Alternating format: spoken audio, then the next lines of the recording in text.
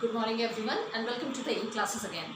So students, the topic with which we are going to start our session today is the quantum mechanical model. We have already seen the different models that were given by the different scientists, and finally we have come to a model that is widely accepted nowadays, and that is the quantum mechanical model.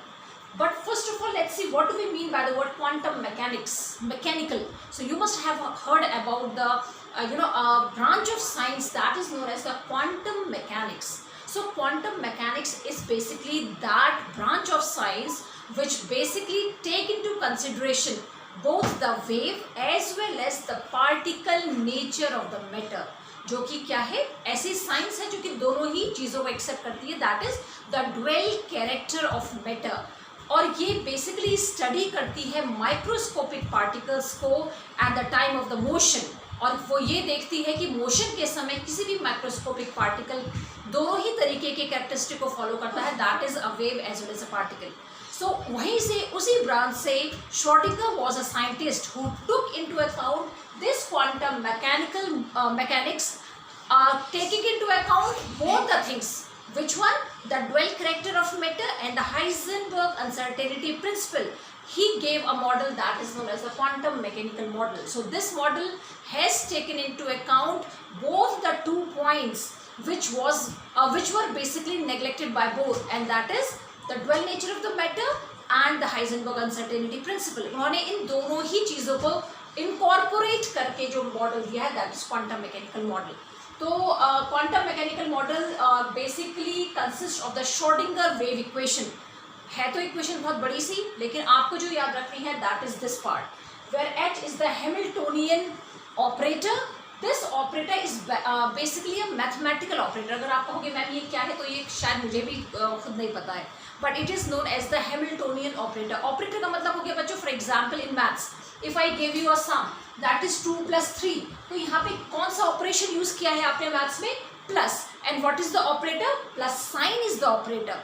बिल्कुल उसी तरीके से ये Hamiltonian operator भी basically mathematical operator है, right. Mathematical कह सकते हैं आप, सॉल्व करने का कोई एक पर्टिकुलर वे है, right. Where this symbol is known as the wave function.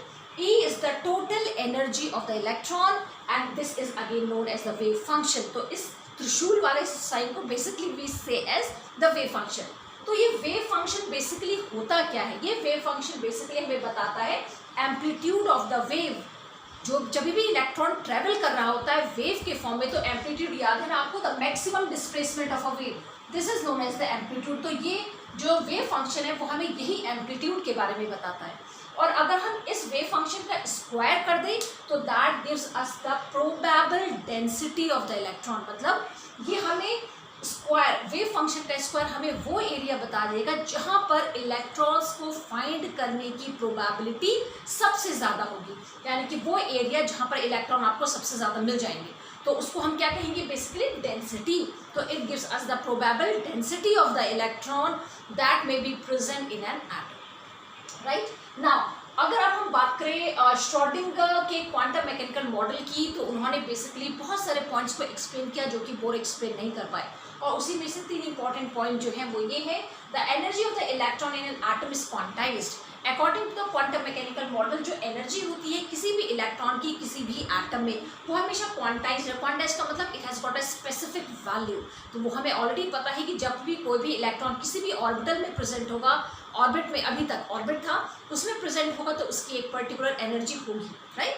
Now concept of orbitals, जैसे कि हमने हाइजेनबर्ग अनसर्टेनिटी प्रिंसिपल में पढ़ा कि हम किसी भी इलेक्ट्रॉन की माइक्रोस्कोपिक पार्टिकल की पोजीशन और वेलोसिटी एक साथ प्रिडिक्ट नहीं कर सकते, इसलिए ऑर्बिट का कॉन्सेप्ट नहीं होना चाहिए. हम सिर्फ वो एक प्रोबेबल एरिया दे सकते हैं जहाँ पर इलेक्ट्रॉन्स पाए जा सकते हैं.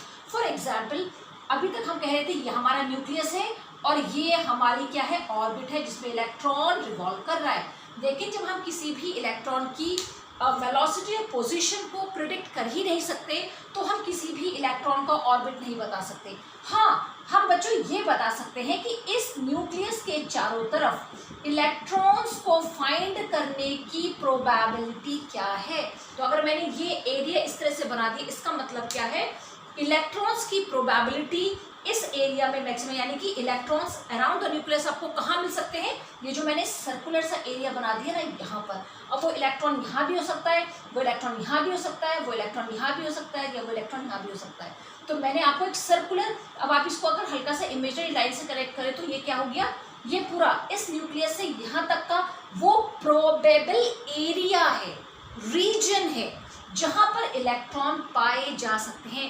तो now instead of saying a particular path, हमारा वर्ड क्या आ गया, रीजन। रीजन का मतलब पता है ना आपको, एक पर्टिकुलर रीजन, भाई इस एक पर्टिकुलर एरिया में ये प्रेजेंट हो सकता है, हम उसकी एग्जैक्ट लोकेशन नहीं दे सकते। तो ये this is known as the orbits. तो अब ये ऑर्बिट कहलाता था, अब ये कहलाते हैं ऑर्बिटस, क्योंकि न्यूक्लियस, अब मैंने क्या दिखाया आपको, मैंने ये दिखाया है कि इस न्यूक्लियस के चारों तरफ इक्वल प्रोबेबिलिटी है कि इलेक्ट्रॉन आपको कहीं भी मिल सकता है। तो this is known as the orbitals. तो ऑर्बिटल्स हमें क्या देते हैं, orbitals give us the probable area और the region where the electrons may be present, right. तो अब हम कौन सा कॉन्सेप्ट यूज करेंगे, ऑर्बिटल्स का। Now basically quantum mechanical model ने हमको 3 क्वांटम नंबर्स दिए, जो मैं आपको इसके बाद पढ़ाऊंगी, and by these 3 quantum numbers we can predict the exact position of an electron in an atom। और ये इसका बहुत बड़ा अचीवमेंट है।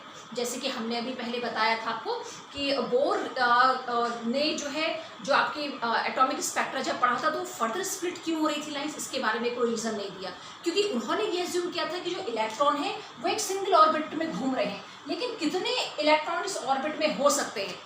तो अब आप पढ़ेंगे कि ये लाइन, ये एक ऑर्बिट भी फर्दर स्प्लिट होता है इन द सब ऑर्बिटल्स या सब शेल्स। तो पहले तो हम इसको क्या नाम देते थे, शेल्स, लेकिन अब ये शेल्स आप देखेंगे सब शेल्स में डिवाइड होते हैं और सब शेल्स ऑर्बिटल्स में डिवाइड होते हैं, और इलेक्ट्रॉन्स जो है वो सब शेल में प्रेजेंट होते हैं, ऑर्बिटल्स में प्रेजेंट होते हैं, शेल में प्रेजेंट होते हैं, और उन सबकी एनर्जी अलग अलग होती है। इसीलिए हमने जब एटॉमिक स्पेक्ट्रा को पढ़ा था अंडर सोफिस्टिकेटेड स्पेक्ट्रोस्कोपी, तो हमें फर्दर स्प्लिटेंट्स दिखे थे लाइंस के। इसका मतलब क्या है, एक ही शेल फर्दर डिवाइड होता है ऑन द बेसिस ऑफ इस एनर्जी। तो ये शेल का मतलब भी, ये शेल भी बेसिकली और डिवाइड हो सकता है अपने ही अंदर अलग अलग एरियाज में, जिसकी एनर्जी डिफरेंट होगी। तो वो अभी मैं आपको पढ़ाने वाली हूँ। तो हम इन 3 क्वांटम नंबर से किसी भी इलेक्ट्रॉन की एग्जैक्ट पोजीशन को प्रेडिक्ट कर सकते हैं। Now we are going to start the another very important topic of the unit, and that is the quantum numbers. So basically what are quantum numbers? Quantum number is the one that basically tells us about the exact position of the electron in an atom.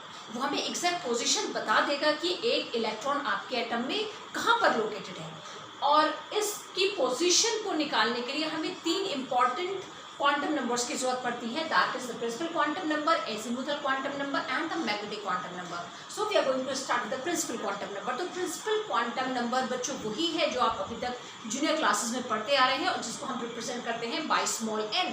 तो ये principal quantum number हमें देता क्या है, it tells us about the shell.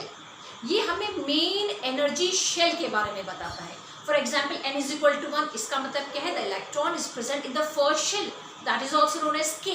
n is equal to 2 यानी कि second shell, that is L। n is equal to 3, इसका मतलब इलेक्ट्रॉन कौन से शेल में प्रेजेंट है, n is equal to third shell में, 3 शेल में। तो वो कहलाते हैं प्रिंसिपल शेल्स, राइट। तो और उसी को डिनोट करता हुआ जो क्वांटम नंबर है, that is the principal quantum number.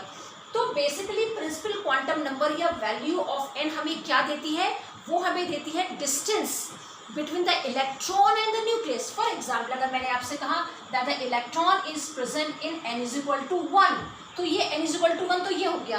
तो अब आपको ये बता देगा distance of the electron from the nucleus। आप इसके थ्रू जो ये इलेक्ट्रॉन अपने न्यूक्लियस से कितनी दूरी पे है आप इसे पता कर सकते हो। इफ आई से n इज इक्वल टू 2, इसका मतलब n की वैल्यू को 2 पे रखकर आप रेडियस निकाल सकते हैं किसी भी एटम का, जो कि हमने ऑलरेडी बोर्स के कॉन्सेप्ट में देखा था, राइट। तो अगेन ये क्या हो जाएगा, distance from the nucleus to the outermost electron. तो अगर हम ये पता लगा लें कि कोई भी इलेक्ट्रॉन कौन से प्रिंसिपल शेल में प्रेजेंट है, तो हम क्या निकाल सकते हैं, उस इलेक्ट्रॉन की डिस्टेंस निकाल सकते हैं from the nucleus, and at the same time we can also tell about the energy. क्योंकि मैंने आपको पहले भी बताया है कि इफ एक electron n is equal to 1 में है, वही दूसरा इलेक्ट्रॉन अगर n इज इक्वल टू 2 में है तो किसकी एनर्जी ज़्यादा है, n इज इक्वल टू 2 वाले की एनर्जी ज़्यादा है। तो हमें प्रिंसिपल क्वांटम नंबर एक तो डिस्टेंस बताता है of the electron from the nucleus, and it also tell us about the energy that is associated with a particular electron when it is present in a particular shell, and that shell is known as the principal shell। ठीक है, इसको हम n is equal to 1 2 3 4 बहुत सारे shells हो सकते हैं। Now coming to the next one, and that is the azimuthal quantum number और orbital angular momentum, और इसको रिप्रेजेंट करते हैं हम स्मॉल l से। तो इसको ज़्यादातर हम azimuthal quantum number के ही नाम से जानते हैं। Now what it basically tells us? It tells us about the subshell। जैसे मैंने अभी आपसे कहा था कि अभी तक आपने शेल के बारे में पढ़ा था, लेकिन इस पर्टिकुलर शेल में भी सबशेल प्रेजेंट होते हैं, राइट। देखो वैसे ही जैसे एक घर में कमरे, राइट, तो आप यही इमेजिन कर सकते हैं। जब अभी तक हम किसके बारे में पढ़े थे, एक घर के बारे में पढ़े थे, अब हम उसी घर के अंदर कितने रूम्स है उसके बारे में पढ़ रहे हैं। तो मैं वही आपसे कह रही हूँ, तो हमने क्या कहा, अभी तक हमने शेल्स के बारे में पढ़ा, अब एक शेल फिर से डिवाइड हो जाता है सब शेल्स में। तो हमको एजिमुथल क्वांटम नंबर क्या बताता है कि किसी भी एक पर्टिकुलर प्रिंसिपल शेल में कितने सब शेल्स हो सकते हैं, ये हमें कौन बताता है, एजिमुथल क्वांटम नंबर। और ये हमें angular momentum of the electron के बारे में भी बताता है। ये अभी आपने एंगुलर मोमेंटम पढ़ा था पीछे कि कौन से ऑर्बिट्स अलाउ होते हैं, वही जिनका एंगुलर मोमेंटम किसके बराबर हो जाता है, h/4π। तो वही हम कह रहे हैं एंगुलर मोमेंटम के बारे में बताता है, किसके, इलेक्ट्रॉन के। यानी कि अगर कोई इलेक्ट्रॉन किसी पर्टिकुलर सबशेल में प्रेजेंट है और हमें पता चल जाए कि वो कौन से सबशेल में प्रेजेंट है, तो हम उसका एंगुलर मोमेंटम कैलकुलेट कर सकते हैं, राइट। तो हमें दो चीज़ों के बारे में बताते हैं, तो ये दोनों पॉइंट आपको याद रखते हैं। कभी कभी क्वेश्चन पूछ लेते हैं कि the quantum number that tells us about the angular momentum of the electron, तो आपको लिखना पड़ेगा एजिमुथल क्वांटम नंबर, राइट। इसका फॉर्मूला है that is the value of L will be starting from 0 to n-1। यानी कि जो भी आपकी L की वैल्यू होगी वो कहाँ से स्टार्ट होगी, 0 से n-1 तक जाएगी। अभी कैसे होगा, I am going to show you, so just let me rub it first. Okay, now we are going to see how to find out the value of L। हम L की value कैसे calculate कर सकते हैं अगर हमें n की value given है। n क्या है, principal quantum number. Now let's see, सबसे पहला मैंने आपको क्या बताया, पहला shell n is equal to 1 वाला शेल की बात कर रहे हैं हम। ना अब इसकी वैल्यू इसमें रखो इस फॉर्मूले में, तो n-1 क्या हो गया, n की वैल्यू 1 तो 1-1 0, तो 0 to 1 का मतलब क्या है, ओनली 0। यहाँ पर L की वैल्यू कितनी आ जाएगी, 0, right. n is equal to 2। Now again place the value, I hope you are getting how to place the value. 0 to 2-1, तो ये क्या निकलेगा बच्चों, 0 to 1, यानी कि कितनी वैल्यू हो गई L की दो वैल्यू हो गई, एक 0 और एक 1, right. n is equal to 3, again put the formula 0 to 3-1, तो ये क्या बन जाएगा, 0 to 2, तो कितने वैल्यूज आ जाएंगी, एक 0 होगा, एक 1 होगा और एक 2 होगा। उसी तरीके से n is equal to 4, again put the value formula 0 to 4-1, तो आपके पास कौन सी वैल्यू आएंगी, 0 to 3, तो L की वैल्यू कितनी आ गई, एक आएगी 0, एक आएगी 1, एक आएगी 2 और एक आएगी 3। इसका मतलब है if n is equal to 1, यानी कि फर्स्ट शेल में हमारे पास सब शेल एक प्रेजेंट है। n इज इक्वल टू 0 का मतलब नील नहीं है जो मैथ्स में बोलते हैं, नहीं। यहाँ पर अगर मैं आपको बताऊं L की वैल्यू अगर 0 है, 1 है, 2 है, 3 है, 4 है, तो हमारे पास सब शेल्स कौन से होते हैं, S, P, D, F, G and so on. यानी इफ L की वैल्यू 0 है तो कौन सा सब शेल प्रेजेंट होगा, S सबशेल। अगर आपके पास L की वैल्यू 1 है तो कौन सा सबशेल प्रेजेंट है, P। अगर L की वैल्यू 2 आ रही है तो कौन सा सबशेल प्रेजेंट है, D। अगर L की वैल्यू 3 आ रही है तो कौन सा सबशेल प्रेजेंट है, F। इफ L की वैल्यू 4 आ रही है तो कौन सा सबशेल प्रेजेंट है, G। अब L इज इक्वल टू 0, तो आप मुझे बताओ n इज इक्वल टू 1 में कितने सबशेल प्रेजेंट है, S सबशेल। इसमें सिर्फ एक ही सबशेल प्रेजेंट है बेटा और उसका नाम है S, एक ही subshell. n is equal to 2 के लिए कितनी वैल्यूज निकाली आपने, दो वैल्यूज निकाली, कौन कौन सी, 0 और 1। 0 का मतलब क्या होता है, S सबशेल, तो यानी कि S हो गया, और 1 का मतलब क्या होता है, P सबशेल। यानी कि if n is equal to 2 है, सेकंड वाले प्रिंसिपल शेल में दो सबशेल प्रेजेंट होते हैं, जिसमें से पहला कहलाता है S सबशेल, दूसरा कहलाता है P subshell. Again if n is equal to 3, हमारे पास 3 वैल्यूज आएंगे l की, तो यानी कि 0 का मतलब s, तो ये वाला s वाला हो जाएगा। 1 का मतलब कौन सा है, p है, तो ये p हो जाएगा।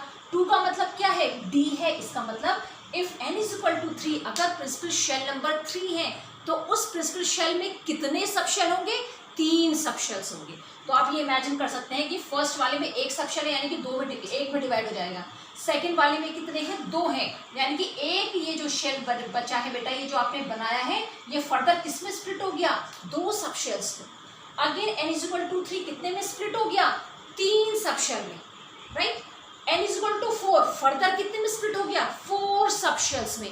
पहले हम तो सिर्फ एक सिंगल लाइन बना रहे थे। ये n इज इक्वल टू 1 है, कितने सब शेल प्रेजेंट है, 1। इस वाले में n इज इक्वल टू 2 है, इसमें कितने फर्दर सब शेल प्रेजेंट है, 2। इसमें कितने सब शेल प्रेजेंट है, 3। देख आपको पहले एक ही रहा था, लेकिन ये फर्दर अंदर ही अंदर डिवाइड हो जाते हैं सब शेल्स में। अगेन इसका मतलब क्या हो गया, s subshell, p subshell, d subshell, और इसका मतलब हुआ f सब शेल। इसका मतलब क्या है, अगर n की वैल्यू 1 है तो उतने ही सब शेल प्रेजेंट होते हैं। एक छोटा सा फॉर्मूला है, जितना आपकी n की वैल्यूज होंगी उतने ही सब शेल प्रेजेंट होते हैं। अगर n की वैल्यू 1 है तो इसमें एक ही सब शेल प्रेजेंट होगा। अगर n की वैल्यू 2 है तो इसमें 2 सब शेल प्रेजेंट होंगे। अगर n की वैल्यू 3 है तो इसमें 3 सब शेल्स प्रेजेंट होंगे। अगर n की वैल्यू 4 है तो इसमें 4 सब शेल प्रेजेंट होंगे। बस याद रखना, l की वैल्यू 0 का मतलब 0 नहीं होता, 0 stand for s subshell. हम s को डिनोट करते हैं 0 के through. p subshell 1 for question आते हैं ऐसे, याद रखना। They can ask you subshell s corresponds to what value of l, तो आप लिखेंगे 0, या l is equal to 1 corresponds to which subshell, तो आप लिखेंगे p। तो बहुत सिंपल है, याद रखना। स्टार्ट कर लेना मैथ्स की तरह 0 1 2 3 4 से, और स्टार्ट कर दो SPDF। तो पहला SPDF। Now we are going to see the next quantum number. Now let's talk about the third type of quantum number, and that is the magnetic quantum number. तो magnetic quantum number basically हमको बताता है बच्चों कि सब shells में भी कितने ऑर्बिटल्स हैं। यानी कि हमने सबसे पहले बात करी शेल की, शेल किस में डिवाइड हो जाता है, सब शेल्स में। अब हर सब शेल फिर से डिवाइड हो जाता है ऑर्बिटल्स में। यानी कि जो अभी मैंने आपको कहा था एस सब शेल, अब ये एस सब शेल फिर से डिवाइड हो जाएगा किसमें, ऑर्बिटल्स में। तो हर एक सब शेल में अलग अलग नंबर ऑफ ऑर्बिटल्स होते हैं। तो now we are going to see the same thing. Now m को आप नंबर ऑफ ऑर्बिटल्स का निकालने का फॉर्मूला क्या है, that is magnetic quantum number is basically represented by small m, और इसकी वैल्यू होती है from -l to +l। For example अभी हमने पीछे निकाला था ना l is equal to 0। l is equal to 0 का मतलब क्या है, कौन से सब शेल की बात हो रही है, s सब शेल की बात हो रही है। अगर l इज इक्वल टू 1 है तो कौन से सब शेल की बात हो रही है, SP की बात हो रही है। If l is equal to 2 तो कौन से सब शेल की बात हो रही है, SP की बात कौन सा आ रहा है, D सब शेल की बात हो रही है। If l is equal to 3 तो हम कौन सा सब शेल बता रहे हैं, F सब शेल। जो हमने पीछे अभी l की वैल्यूज निकाली थी SPDF, ये क्या होते हैं बच्चों, सब शेल्स होते हैं। अब ये सब शेल दोबारा किस में डिवाइड हो जाएंगे वो हम देखने वाले हैं। अब ना कीप द वैल्यू, अगर l की वैल्यू 0 है तो क्या हो जाएगा, -0 to +0, तो वैल्यू क्या आएगी m की वैल्यू आ जाएगी 0 होगी। इसका मतलब क्या है, फिर से 0 नहीं है 1 है। इसका मतलब जो s वाला सबशेल है उसमें कितने ऑर्बिटल होते हैं, एक ऑर्बिटल होता है बस। Again if l is equal to 1 तो वैल्यू पुट करो तो कितना हो जाएगा, -1, m की वैल्यू हो जाएगी बच्चों -1, फिर क्या हो जाएगी, सॉरी -1 आएगा, -1 फिर हो जाएगा 0 और फिर हो जाएगा +1। कितनी वैल्यूज निकली, 3। कौन सी, -1 0 एंड 1 3, यानी कि इसमें कितने ऑर्बिटल्स होंगे, 3 ऑर्बिटल्स होंगे। Again l is equal to 2 का मतलब क्या है कि आपकी वैल्यू l की 2 है। Again put into the formula, तो हमारे पास m की वैल्यू क्या निकल जाएंगी, -2 -1 0 1 एंड 2। कितनी वैल्यूज निकली, काउंट करो, 1 2 3 4 5। इसका मतलब D सब शेल में 5 ऑर्बिटल्स होते हैं। Again l is equal to 3, again put the value, तो m की वैल्यू कितनी आ जाएगी, -3 -2 -1 0 1 2 3। काउंट 1 2 3 4 5 6 7, यानी कि इसमें कितने सब शेल्स होते, l इज इक्वल टू 3 वाले सब शेल में कितने नंबर ऑफ ऑर्बिटल्स होते हैं, 7। तो बेसिकली बच्चों होता क्या है, ये हमें सबशेल के बाद फिर हमें ऑर्बिटल्स क्यों मिले, इसका एक बहुत छोटा सा रीजन है, क्योंकि हमको ऑलरेडी पता है कि इलेक्ट्रॉन हमारा चार्ज्ड पार्टिकल है और जब भी ये रिवॉल्व करता है इससे कुछ ना कुछ मैग्नेटिक फील्ड क्रिएट हो जाती है और इस इलेक्ट्रॉन की जो मैग्नेटिक फील्ड है वो इंटरेक्ट करती है magnetic field of the earth से, जिसके कारण जो इलेक्ट्रॉन इन सबशेल्स में प्रेजेंट थे वो अपने आप को न्यूक्लियस के चारों तरफ अलग अलग तरीके से अलग अलग रीजन में अपने आप को ऑक्यूपाई करवा लेते हैं। कोई किसी तरफ मूव हो जाता है, कोई एक्स एक्सिस में चला जाएगा, कोई वाई एक्सिस में चला जाएगा, अलग अलग एक्सिस में अपने आप को या अलग अलग रीजन में अपने आप को ओरिएंट कर लेते हैं, यानी कि अपनी अलग अलग स्पेस ऑक्यूपाई कर लेते हैं। और यही चीज़ें हमें क्या देती हैं, उनकी अलग अलग स्पेस ही हमको क्या देती हैं, डिफरेंट ऑर्बिट्स देती हैं। तो ये बेसिकली सबशेल के बाद ऑर्बिट्स में क्यों ब्रेक हुए सबशेल, क्योंकि हर इलेक्ट्रॉन ने magnetic field of the earth के कारण, इंट्रैक्शंस के कारण अपने आप को न्यूक्लियस के चारों तरफ, जो आपका न्यूक्लियस था उसके चारों तरफ अलग अलग रीजन में ओरिएंट कर दिया। और हमारे पास ऑलरेडी मैंने आपको पहले ही बताया कि श्रोडिंगर जो वेव इक्वेशन है वो इलेक्ट्रॉन के मूवमेंट को 3 डायमेंशंस पे जज करती है, यानी कि वो कहती है जब इलेक्ट्रॉन मूव करता है तो उसे 3 प्लेन्स एसोसिएटेड होते हैं। 3 डायमेंशनल मूवमेंट है इलेक्ट्रॉन का, x axis, y axis and z axis में, राइट। और बल्कि ऑर्बिट हमें क्या देता है, सिंपल एक सर्कुलर रोटेशन देता है एक ही प्लेन में। लेकिन हमें ऑर्बिटल्स अगर हम बात करते हैं तो ऑर्बिटल्स हमें इलेक्ट्रॉन का मूवमेंट देता है 3 डिफरेंट प्लेन्स में, तो वो 3 डायमेंशनल मूवमेंट है इलेक्ट्रॉन का बच्चों। तो ठीक है, तो अलग अलग एक्सिस में अपने आप को ओरिएंट कर लेते हैं, तो they give us the orbitals. तो ये चीज़ आपको याद रखनी है कि बहुत इंपॉर्टेंट है। अगेन या तो आप ये वाला फॉर्मूला अप्लाई करो या फिर आप ये फॉर्मूला भी अप्लाई कर सकते हैं, दैट इज 2l-1 ऑर्बिटल्स होंगे। अगर मैं आपसे कहूँ l = 0 है तो आपको इस फॉर्मूले की जगह आप ये वाला फॉर्मूला भी यूज कर सकते हैं। तो क्या हो जाएगी वैल्यू, 2 × 0 = 0 + 1 यानी कि 1, उससे भी वैल्यू वही निकलेगी। तो इसमें भी कितना ऑर्बिटल हो जाएंगे, सबशेल हो जाएंगे 1, सॉरी ऑर्बिटल हो जाएंगे 1। तो या तो ये फॉर्मूला यूज करो या ये फॉर्मूला यूज करो, आंसर दोनों के सेम आएंगे।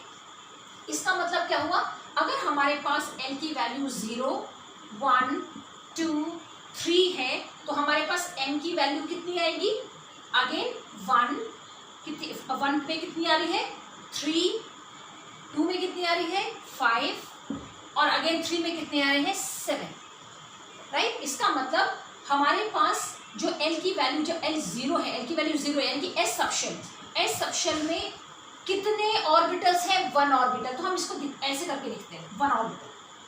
इफ l = 1 यानी कि कौन सा सबशेल है, p में कितने ऑर्बिटल्स होते हैं 3। तो अब मैं आपको इसके आगे पढ़ाऊंगी, हम इसको ऐसे करके लिखते हैं। इफ l = 2 यानी कि कौन सा सबशेल है, d में 5 हैं, तो हम इसके ऑर्बिटल्स कैसे बनाते हैं, 1 2 3 4, 1 2 3 4 5। अगेन n = 3 यानी कि कितने हो गए, f में कितने हैं 7, तो हम इसके ऑर्बिटल्स इस तरह बनाते हैं 1 2 3 4 5 एंड 6। तो 1 2 3 4 5 6 7, यस। तो हमारे इस तरीके से अब आप पढ़ेंगे, आपने अपनी बुक में भी देखा होगा कुछ इस तरह से बने हुए। तो यानी कि हमने इन तीनों से क्या पढ़ लिया, n = 1 यानी कि अगर मैं प्रिंसिपल शेल n = 1 की बात करूं बच्चों, तो बताओ मुझे ये प्रिंसिपल शेल कितने सबशेल्स में डिवाइड हो जाएगा, 1 सबशेल में। कौन सा, s = 0 में, यानी कि इसमें कितने सबशेल प्रेजेंट हैं, एक सबशेल, और उसका नाम क्या है s। इस सबशेल में कितने ऑर्बिटल प्रेजेंट हैं, ओनली 1। इफ n = 2, अब मुझे बताओ इसमें कितने सबशेल प्रेजेंट हैं, 2, और कौन से, s और p।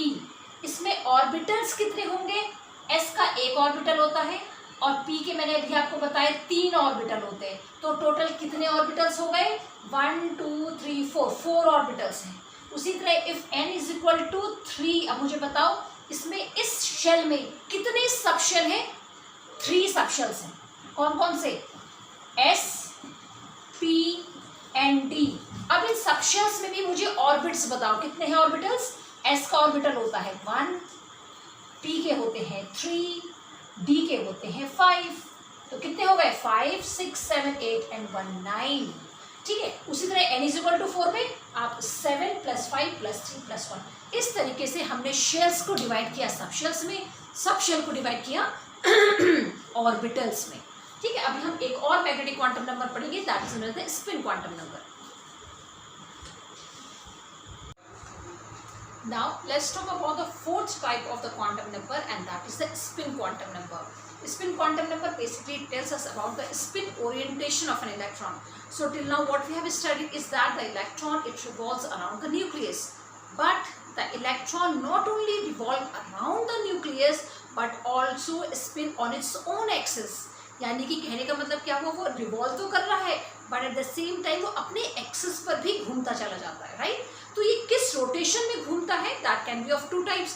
या तो वो एंटी क्लॉकवाइज स्पिन करेगा, anti clockwise means against the clock, right, या फिर वो क्लॉकवाइज मोशन में मूव करेगा। तो instead of writing clockwise and anti clockwise, उसको हम कैसे शो करते हैं, +1/2 and -1/2, right, clockwise and anti clockwise. या फिर अगर हम बात करें तो इसको हम इजीली एक्सप्लेन करते हैं spin up and spin down के फॉर्म में। तो एक की स्पिन अगर क्लॉकवाइज है, दूसरी की स्पिन कैसी होगी, anti clockwise. So this is the way of representation that the how electron is spinning on its own axis. तो स्पिन क्वांटम नंबर हमें क्या देता है कि इसका ओरिएंटेशन कैसा, जो दो इलेक्ट्रॉन्स प्रेजेंट है, how they basically spin on their own axis. Now एक बहुत इंपॉर्टेंट क्वेश्चन यहाँ पे अराइज होता है। हमने 4 क्वांटम नंबर्स पढ़ लिए बच्चों, principal quantum number, azimuthal quantum number, magnetic quantum number and spin quantum number. Principal quantum number हमें क्या देता है, शेल। एजीमुथल क्वांटम नंबर हमें क्या देता है, सबशेल। मैग्नेटिक क्वांटम नंबर हमें क्या देता है, सबशेल के अंदर भी कितने ऑर्बिटल्स हैं।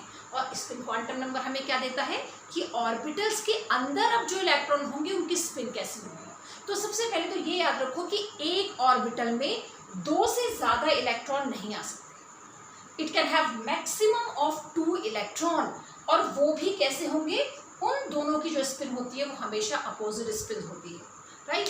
2 इलेक्ट्रॉन सेम स्पिन के साथ एक ऑर्बिटल को ऑक्यूपाई नहीं कर सकते, राइट। क्यों, क्योंकि हमने क्या एज्यूम किया है कि एटम इज इलेक्ट्रिकली न्यूट्रल, तो positive should get cancelled by the negative one. दोनों एक ही में स्पिन करेंगे तो वो सही नहीं है। एक अगर क्लॉकवाइज तो उसको काउंटर पार्ट क्या है उसका, anti clockwise, so that it can become electrically neutral, right. Okay, now एक बहुत इंपॉर्टेंट प्रिंसिपल है, ये प्रिंसिपल बहुत इंपॉर्टेंट है बच्चों, ये बेसिकली शॉर्ट नोट्स में पूछे जाते हैं। The one that I am going to teach you first of all is the Pauli's exclusion principle. And Pauli's exclusion principle ये कहता है कि कोई भी 2 इलेक्ट्रॉन किसी भी एटम में अगर प्रेजेंट हैं तो उनके लिए चारों के चार प्रिंसिपल क्वांटम नंबर कभी भी सेम नहीं हो सकते। No 2 electron can have the same values for all the 4 quantum number. अब इसमें 2 तरीके के क्वेश्चन आ गए। एक तो क्वेश्चन डायरेक्टली आ सकता है what is Pauli's exclusion principal, इसको ट्विस्ट करके भी पूछा गया है 1-2 बार, दैट विच या फिर मैं कहूँ कि which quantum numbers can be same for the 2 electrons. तो आप लिखेंगे only 3 quantum numbers can be same for 2 electrons. कौन कौन से, प्रिंसिपल क्वांटम नंबर सेम हो सकता है 2 इलेक्ट्रॉन का, सबशेल यानी कि एजीमुथल क्वांटम नंबर सेम हो सकता है 2 इलेक्ट्रॉन्स का, मैग्नेटिक क्वांटम नंबर सेम हो सकता है 2 इलेक्ट्रॉन्स का, लेकिन spin quantum number is always different. अब ये कैसे है, कैसे मैंने कहा कि 3 सेम है, एक डिफरेंट होगा, वो मैं आपको भी एक्सप्लेन करूंगी, लेकिन ये बहुत इंपॉर्टेंट है एंड इट इज ट्रू, ठीक है। अब मैं दिखा देती हूँ आपको कि कैसे हमने कहा कि फर्स्ट 3 क्वांटम नंबर ही किसी 2 इलेक्ट्रॉन के लिए सेम हो सकते हैं। Fourth quantum number, that is the spin quantum number, is always different for the 2 electrons. अब देखते हैं, if n is equal to 1, यानी कि अगर प्रिंसिपल शेल हम फर्स्ट की बात कर रहे हैं बच्चों, तो इसके लिए आप मुझे बता सकते हो L की वैल्यू क्या होगी। L हमें क्या देता है, सबशेल, ये याद रखना पड़ेगा आपको। L है एजीमुथल क्वांटम नंबर जो हमें सबशेल्स देता है। फॉर्मूला क्या है, 0 to n-1, या फिर मैंने आपको एक शॉर्टकट भी बताया, कैसा, जितनी वैल्यू n की होगी उतने ही नंबर ऑफ सबशेल्स होंगे। तो इसमें n की वैल्यू क्या है, 1, तो सबशेल्स भी कितने होंगे, 1। अब पहला सबशेल कौन सा है, S, जिसके लिए L की वैल्यू 0 है, यानी कि S सबशेल प्रेजेंट है इसके पास। फर्स्ट शेल में एक सबशेल प्रेजेंट है, और अगर मैं इसके लिए ऑर्बिटल्स निकालूं, कितने ऑर्बिटल्स हैं इस सबशेल में, S के सबशेल में, तो अगेन फॉर्मूला लगेगा -L to +L, तो वैल्यू कितनी आ गई, 1 ऑर्बिटल, क्योंकि इसमें m की वैल्यू आ रही है 0, -1 to +1 यानी कि ओनली 0, हाँ 0, सॉरी नॉट +1, सॉरी 0, S की वैल्यू, L की वैल्यू है ना, मैं इसके लिए ले रही हूँ, n इज इक्वल टू 1 के लिए L की वैल्यू कितनी हुई, S। अब इसी के लिए मैं m की वैल्यू कैलकुलेट करूँगी, तो m की वैल्यू कैसे निकलेगी, -l टू +n। तो l की वैल्यू यहाँ पे कितनी आई है बच्चों, 0 आई है, क्योंकि l इज इक्वल टू 0 का मतलब ही तो होता है s। ठीक है, तो 0 आई है, तो यानी कि -0 टू +0 0, यानी कि कितने ऑर्बिटल है, एक ऑर्बिटल है। और यानी कि एक, अब मैंने आपसे क्या कहा, एक ऑर्बिटल में मैक्सिमम कितने इलेक्ट्रॉन हो सकते हैं, 2 इलेक्ट्रॉन हो सकते हैं, लेकिन दोनों की स्पिन डिफरेंट है। अब मैं अगर आपको बताऊं तो देखो, इन 2 इलेक्ट्रॉन्स के लिए प्रिंसिपल क्वांटम नंबर सेम है, यस, दोनों for n is equal to 1 में है। दोनों ही इलेक्ट्रॉन्स के लिए सब शेल सेम है, Lb की वैल्यू भी दोनों के लिए सेम है। क्यों, क्योंकि दोनों ही s सब शेल में प्रेजेंट है, राइट। दोनों के लिए ही m की वैल्यू भी सेम है, क्योंकि दोनों एक ही ऑर्बिटल में प्रेजेंट हैं। हो गए ना तीन क्वांटम नंबर सेम, लेकिन जो स्पिन क्वांटम नंबर है वो दोनों के लिए डिफरेंट है, क्योंकि इन दोनों की अपोजिट स्पिन है। ठीक है, तो ये this is the perfect example. तो हम क्या कह सकते हैं, 3 क्वांटम नंबर सेम होंगे, 4th quantum number, spin quantum number is always different. अब जल्दी से ये बता कर देते हैं, मैं आपको थोड़ा सा एक और एग्जाम्पल दे देती हूँ। क्वेश्चन इस तरह से भी आते हैं कि how many electrons are present in n is equal to 3। वैसे तो इसका डायरेक्ट फॉर्मूला भी है जो मैं आपको बताऊंगी, आपने एग्जाम स्कूल में भी पढ़ा होगा। If n is equal to 1, इसका फॉर्मूला होता है 2n²। कैसे निकालते हैं, 2 ऐसी होगी, अब 1 का स्क्वायर, यानी कि 2 इलेक्ट्रॉन्स। पहले n शेल में, फर्स्ट शेल की बात करें, उसमें 2 इलेक्ट्रॉन्स होंगे। If n is equal to 2, तो नंबर ऑफ इलेक्ट्रॉन्स कितने हो जाएंगे बच्चों, 2 2 ज़ा 4, 4 2 ज़ा 8 इलेक्ट्रॉन्स। थर्ड शेल में कितना हो जाएगा बच्चों, दैट विल बी 3², 3 3 ज़ा 9 एंड 9 2 ज़ा 18।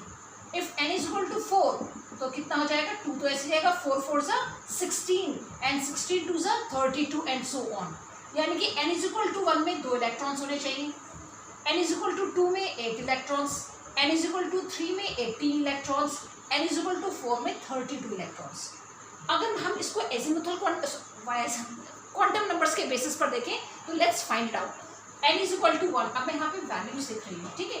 n की वैल्यू फिर हमारी आएगी, थोड़ा सा नीचे कर देते हैं, n की वैल्यू है, l की वैल्यू है और m की वैल्यू है, राइट। तो okay, if n is equal to 0, formula लगाते जाओ फटाफट। क्या क्या फॉर्मूले हैं, l का फॉर्मूला क्या है, एजिमुथल क्वांटम नंबर का जो हमें सबशेल्स देता है, इसका फॉर्मूला क्या बताया था मैंने आपको, अगर आपको याद हो, 0 to n-1। m का फॉर्मूला क्या होता है, जो हमें ऑर्बिटल्स देता है, फॉर्मूला याद होना चाहिए, -l to +l, राइट। बहुत सिंपल है formulas. Now if n is equal to 0, l की वैल्यू कैलकुलेट करो, कितनी होगी, 0 to n-1 यानी कि 0। ठीक है, 0 अगर l की वैल्यू है तो इसके लिए m की वैल्यू कितनी होगी, अगेन 0। 0 का मतलब क्या है, 0 नहीं लिखेंगे यहाँ पे, 0 का मतलब यहाँ पे आप लिख लेना s। तो m की वैल्यू कितनी हो जाएगी, 0। 0 का मतलब 0 सबशेल नहीं है, m की वैल्यू तो 0 है, लेकिन इसका मतलब कितना है, 1 ऑर्बिटल, तो इसमें एक ऑर्बिटल प्रेजेंट है।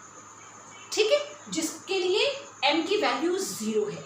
कितने इलेक्ट्रॉन्स हो जाएंगे, अब मैंने आपसे कहा था एक ऑर्बिटल में 2 इलेक्ट्रॉन्स हो सकते हैं, तो इलेक्ट्रॉन्स हो जाएंगे 2, राइट। तो अब ये याद रखना है, ये हमें शेल दे रहा है, ये हमें सबशेल्स दे रहा है, ये हमको ऑर्बिटल्स, देखो मैंने इसके आगे लिख दिया। Again if n is equal to 1, अब इसकी वैल्यू कितनी हो जाएगी, if n is equal to 1, तो m की, अब फटाफट l की वैल्यू कैलकुलेट करो, 0 to n-1, यानी कि 1 - 1, इट शुड बी 1 बच्चों, n is equal to 1, sorry n is equal to 1 होना चाहिए, नाउ 2, सॉरी, ठीक है, n is equal to 1। Now n is equal to 2 की वैल्यू रखो जरा। If n is equal to 2, तो अब जरा l की वैल्यू रखो आप, तो कितना हो जाएगा, 0 to n-1, यानी कि यहाँ पे अगर मैं इसकी वैल्यू यहाँ पे रख दूँ, 2 की वैल्यू 2 रख दूँ n की जगह पे, तो क्या हो जाएगा, 0 to 2-1, यानी कि 2 वैल्यूज आएंगी, समझ रहे हो आप, 0 to 1, तो अब 2 कितनी वैल्यू आ गई, 0 and 1, तो यहाँ पे इसके लिए कितनी वैल्यू आ जाएगी, 0 and 1, यानी कि कौन कौन से शेल्स प्रेजेंट होंगे, सबशेल, s सबशेल और p सबशेल, राइट। अब s अगर l की वैल्यू 0 है, तो इसमें कितने ऑर्बिटल्स होंगे बताओ मुझे, इसमें कितने ऑर्बिटल्स होने चाहिए, 0 में, यानी कि s में हमारे पास सिर्फ एक ही ऑर्बिटल प्रेजेंट होता है। यहाँ पे अगर आप ऑर्बिटल्स के लिए वैल्यू रखोगे, s की वैल्यू रखोगे, l की ये इसकी वैल्यू रखोगे, तो क्या आ जाएगा, 0 to 0, -0 to +0, तो कितने आपके पास ऑर्बिटल आए, 1 ऑर्बिटल, तो हम लिख देते हैं 1 ऑर्बिटल, प्लस इसमें एक और भी तो सबशेल है, p वाला। अब p की वैल्यू रखो जरा, इस वाले में p की वैल्यू कितनी है, 1, यानी कि 1 किसकी वैल्यू, L की वैल्यू, तो आप निकालो M कितना होगा, तो यहाँ पे आ जाएगा -1 to +1, यानी कि -1 0 and 1। तो P के लिए कितने सबशेल्स होते हैं, 3। तो टोटल कितने ऑर्बिटल्स हो गए, 3 + 1 4, और 4 पे कितने इलेक्ट्रॉन आ सकते हैं, 8। तो नंबर ऑफ इलेक्ट्रॉन्स 8। समझ गए, ये ऑर्बिटल्स दे रहा है आपको। अगेन एक और रख लेते हैं, n की वैल्यू अगर मैंने 3 कर दी, again put into the formula. अब l की वैल्यू क्या हो जाएगी, 0 to n - 1, यानी कि 3 - 1। तो 3 - 1 कितना आ जाएगा बच्चों, 2। तो हमारे पास कितना आ जाएगा फॉर्मूला, 0 to 2, यानी कि 0 1 and 2, 3 सबशेल्स आएंगे, 0 1 and 2, यानी कि ये ऐसा हो जाएगा, ये सबशेल P है, ये सबशेल D है। अब मैंने आपको पहले ही बता रखा है S के लिए कितने ऑर्बिटल होते हैं, S के पास 1 ही ऑर्बिटल है। P के पास कितने ऑर्बिटल होते हैं, 3 ही ऑर्बिटल होते हैं। D के पास कितने ऑर्बिटल्स होंगे, इस फॉर्मूले में रखो जरा, D में कितने होंगे, तो इसके लिए वैल्यू कितनी है, 2। तो -2 से +2 तक जाओ तो कितना हो जाएगा, -2 -1 0 1 and 2, 5 ऑर्बिटल्स आ रहे हैं। तो 5, तो कितने टोटल नंबर ऑफ ऑर्बिटल्स हो गए n = 3 में, 5 6 7 8 और 1 9। और 9 में कितने इलेक्ट्रॉन हो सकते हैं, 9 2 18। अब मैं 2 से मल्टीप्लाई क्यों कर रही हूँ, क्योंकि हर ऑर्बिटल में 2 इलेक्ट्रॉन आ सकते हैं, ठीक है। तो in this way we can find out कोई भी इलेक्ट्रॉन कहाँ पे प्रेजेंट है। तो हम इजीली इन 4 क्वांटम नंबर से इसको निकाल सकते हैं। इसके लिए थोड़ी सी प्रैक्टिस चाहिए होगी। If any problem you can always ask me.